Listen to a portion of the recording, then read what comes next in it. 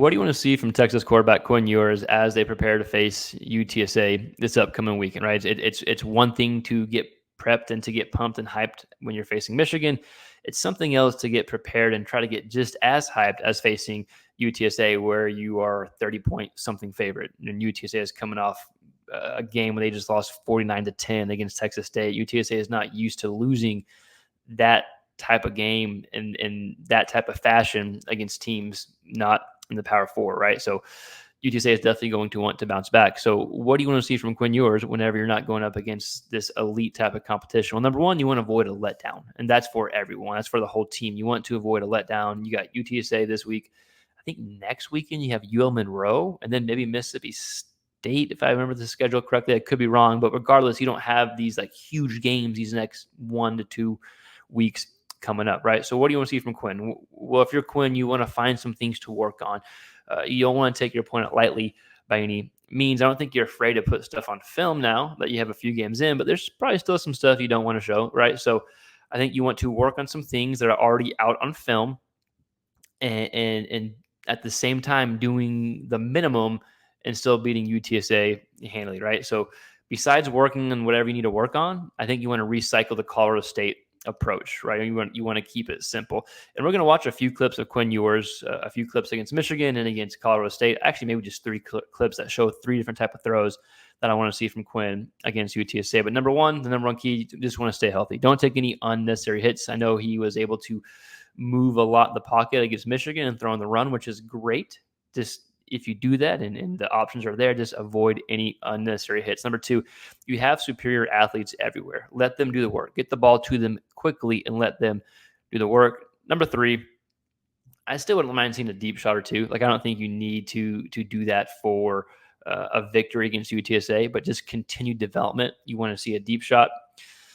Number 4, I think number 4 is maybe the one area that you want to work on, and that's throwing without the help or without the use of play action. Quinn Ewers, at least last year, like almost half of his completions, half of his attempts were off play action. Very comfortable in play action, and that's great, especially when the run game's going or there's a potential that a run play could happen. So if you're Quinn Ewers, I wouldn't mind working on just straight drop back passes. Even though Sark's offense calls for a lot of play action, get the ball out quick, some creativity, some design, pre-snap design to kind of get the defense out of position.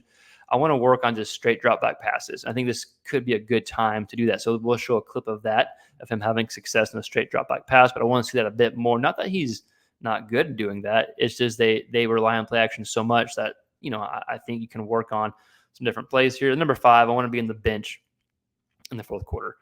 I don't want to be playing. I want to be up by 5 or so touchdowns, right? 4 or 5 touchdowns when the fourth quarter rolls around, and I want to see Arch going in, right? So the 5 keys that I want to see is health. Number 2, you have superior athletes. Get the ball to them quickly. Let them do the work. Number 3, take a deep shot or 2, right? Just fun to see and continue development. Number 4, throw without play action, because at some point down the road, you're going to need to rely on just a straight drop back pass because the threat of the run isn't going to be there. And number 5, be on the bench in the fourth quarter, right? So I'm going to show 3 type of throws that I want to see. 1 is getting the ball out quickly. 2 is a quick screen pass to let your receivers or running backs do all the work. Then 3 is a straight drop back pass. Not that you have to take a deep shot, but you just want to continue to develop without the use of play action, right? Again, you're kind of recycling the keys that you want to see or that you wanted to see against Colorado State here against UTSA. So we're going to watch a few quick clips of Quinn, the three different type of throws that I want to see. But I want you to let me know what kind of throws you want to see. If you're a Texas Longhorn fan, what do you want to see Quinn to continue to do to develop? Let me know your thoughts in the comments below. But with that said, let's go ahead and watch a few of these clips. All right, so let's watch those 3 type of throws that I want to see from Quinn. This first throw is going to be getting the ball out quick, to your tight end helm down here, and he's able to break a tackle and turn like a 5-yard completion to a 10-plus yard completion, right? So, well, this isn't necessarily a screen, or this isn't necessarily getting the ball out to one of your, let's call it, explosive, fast receivers or running backs. It's still what I want to see. I still want to see the ball come out quickly if you're Quinn. Let's see. How do I move this thing? Yeah, still want to see the ball come out quickly if you're Quinn, and he's able to throw it down here. Ball comes out quick on this drop. Back foot hits. Ball comes out, right? So, again, ball comes out quick. Get the ball early to your playmakers. And even though Helm isn't your, explosive 4-4 receiver, still able to make a guy miss, able to get upfield for a first down. here, right? Again, that wasn't a very complex throw. It's a straight drop back pass, which we wanted to see, right? That was a straight drop back. I'm not tripping, am I? Let's see. Yeah, there's no running back. Yeah, so a straight drop back pass, something else we wanted to see from Quinn without the use of play action, and then get the ball out quick here. So this next clip we're going to see is going to be just a quick screen to, I believe, a running back. Can't remember correctly or exactly if it's the running back or receiver. I'll move myself out of the way.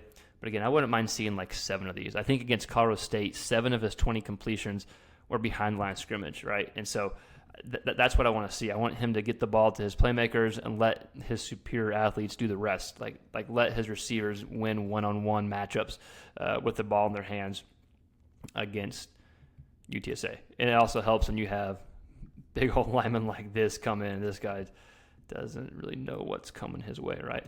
So again, let those guys come out and block, get upfield, let your superior athletes take charge, and not just your playmakers, but your offensive linemen getting downfield. It's a pretty good tackle at 17, actually. Good job there, right? So number 2, get the ball out quick to your playmakers, let your superior athletes win. Then number 3, I do want to see, we talked about what do you want to work on, and I think sometimes these type of games, when you're not afraid to show some stuff on film, you can work on certain things that your quarterback or your offense needs to work on.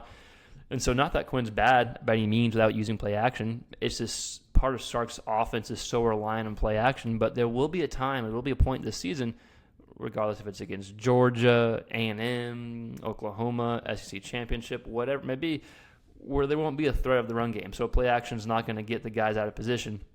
So you're going to have to rely on a straight drop back pass, which we see here. Now he does maneuver in the pocket some, but there's no use of play action. They drop 7 down. Sark's not scheming anyone open here. It's just Quinn going through his progressions. Again, not using play action, steps up in the pocket. I'm going to be in the way. Let me move myself. I apologize. And then throwing a good shot down there. I think middle of the field throw, if I'm not correct, if I'm not mistaken. Yeah, it's 3rd and 10 too. We broke this play down in the Michigan breakdown, actually. But yeah, again, no play action, no threat of the run on 3rd and 10. Again, you probably don't need these type of throws to beat UTSA or to beat ULM or maybe even Mississippi State in the following weeks. But at some point, you'll need these type of throws where there's no threat of the run to get you out of position. And Quinn's just going to have to drop straight back, not rely on Sark scheming open any guys and just ripping the ball downfield. He's got the ability to do it. So now I just think kind of working on it just because they don't have to do it because Sark does such a good job scheming up guys. But again, there will be a time where he's going to need to do that. So Texas fans or SEC fans, quarterback fans, just in general, let me know your thoughts in the comments below. What do you want to see from Quinn? What do you want to see him work on? What type of throws do you want to see? And just give me your thoughts in general on the game against UTSA. If you haven't subscribed, please consider subscribing to the channel. We put out SEC quarterback content on a weekly basis, especially Texas quarterback content. So like, share, subscribe, all that stuff. It really does help. Again, this is broadcast footage, so I apologize. I have to slow it down to get our point across, but I think it does a good enough job. So like, share, subscribe. We'll see you next time. Peace.